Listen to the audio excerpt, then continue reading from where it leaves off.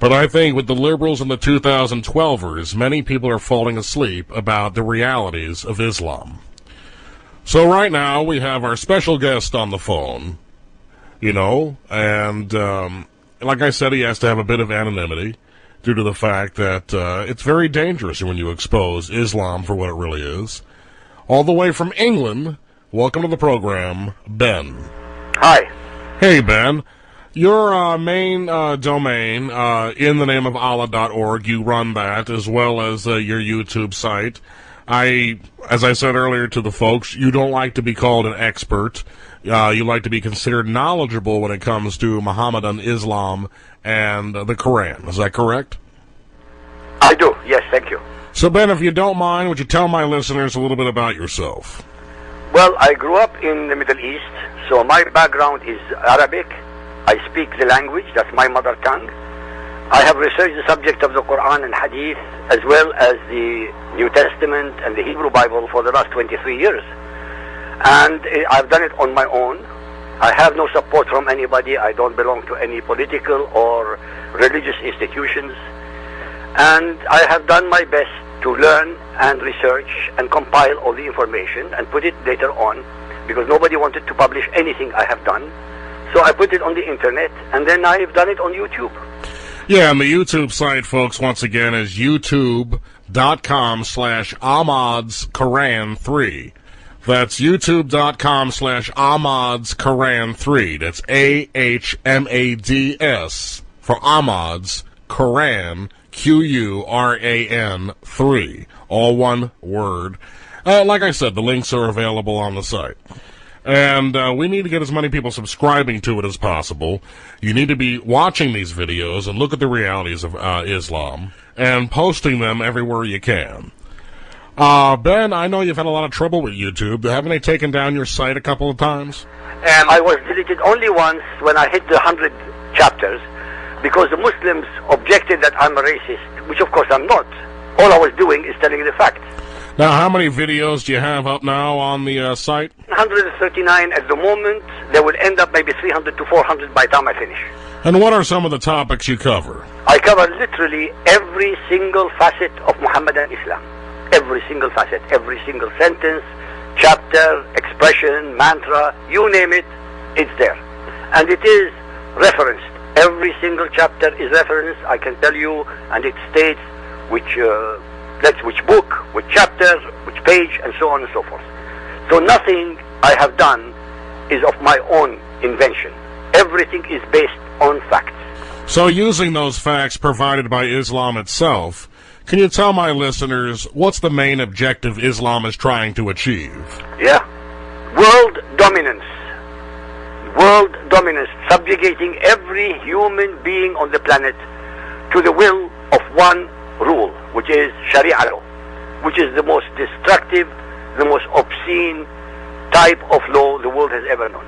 And how is Islam attaining this objective? Well, they're doing it. They're succeeding. They're succeeding demographically. They have the men are allowed to marry more than one woman, especially 4 or more. They can have concubines, as many as they want, each one producing 5 to 10 children.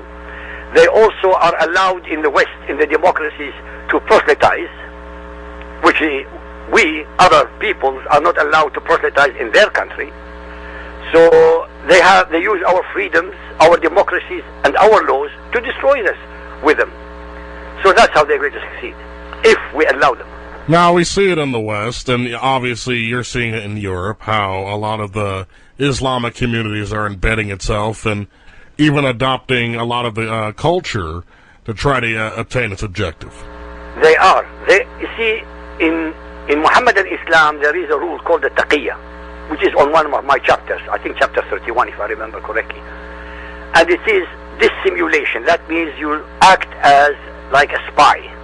You are a sleeper. You can behave exactly like a Western person. You can even drink wine. You can even eat pork. Yeah. For as long as the purpose of your purpose is to undermine the state you are in. Take for an example, the 9/11 guys, the 19 of them. They were celebrating in casinos. They went to casinos. They went to drink. But nonetheless, they that as a cover to destroy the Twin Towers. Are you with me? It's prohibited to go to casinos. It's prohibited to drink. But they did that. They joined the people in the street as if they were one of them. So what's the Islamic term for that again? Taqiyya. Taqiyah. Now, if I'm understanding you correctly, because, we've been sold a bill of goods about, there's the radical Muslims and then there's the moderate Muslims. Are you telling us there's really no such thing as a moderate Muslim, is that they're all just performing this taqiyya thing? With all due respect, David, there is absolutely no such thing as a moderate Muhammadan Muslim. It doesn't exist. When you study the Quran, it leaves no choice. Humanity is divided into two parts. The believers, who are supposed to be the Muhammadan Muslims, and the unbelievers, which are the rest of the world, which is 80% of humanity. There is nothing in between.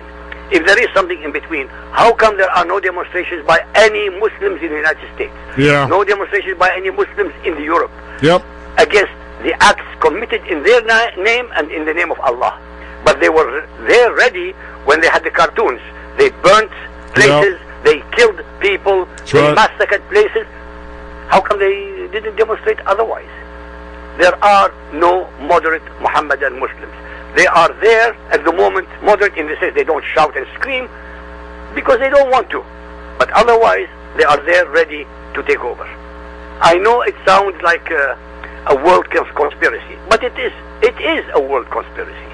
The religion states it every single day in every verse of the Quran.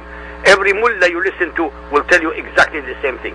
You go to any website on the net and you'll read it. I mean, it's there, it's black and white. It tells you that they want to dominate the world. No other religion can exist. That's simple. Finished. I agree. It's out there for everyone to see, but for some reason, it's something that the masses just don't want to believe. People tend to ignore these things. The tragedy with humanity is that we have the greatest teacher in the world, history. Yeah. And those who do not learn from history are doomed to repeat it. And we're repeating it. I agree. It's sad to say. I know many good people that buy into what the politicians have been telling us, even our own president, that it's only a minority of radicals who have hijacked Islam, which is a religion of peace. Why are they telling us this message if it's not true? They are lying. What is a politician? Between you and I, the worst type of human being is a politician because he has to lie to be in his power. Yeah. Unfortunately, 99% of them are like that. I'm not saying all of them, no, but most of them are. How could anybody speak about Islam as being a religion of peace? The word Islam does not mean peace. The word Islam comes from a root called aslama, which means submission. Peace is another story. It doesn't exist in that word, that particular word. We see it on television 24 hours a day, from the Philippines all the way to Argentina, from Europe all the way to South Africa. And what do we have? Muslims terrorizing the whole world. So where is the peaceful part? Oh, I agree. I've always said the peace is somebody's arm, leg, or head. Thank you. Yes, I agree with you with that. Yeah, it's P-I-E-C-E. Maybe that's the kind of peace they really mean. No, because politicians, they do it. I mean, the president, he has really no choice. As the head of 300 plus million people, and they have maybe a few million Muslims in the state, he can't say that it is against Islam. He can't. I understand that. But the other politicians, the ones on the grassroots, how dare they mislead the public? How dare they? I don't understand how they can get away with it. Because of, the liberals in America, like Michael Moore, are pretty much sympathetic to Islam, and they even try to convince the people here that there's no such thing as a terrorist threat. Michael Moore is, I don't want to use very bad language on the telephone, but really I have no respect for a creature like that. Well, brother, feel free to say whatever you want on the show, especially when it pertains to Michael Moore. No, really, because in England we're very polite. We try to be very polite. Okay, well, But he's a jackass. I mean, to put it mildly. Yeah. So basically, Michael Moore is the Democrats' mascot. That makes perfect sense. So basically, that's how they're getting away with it, because, you have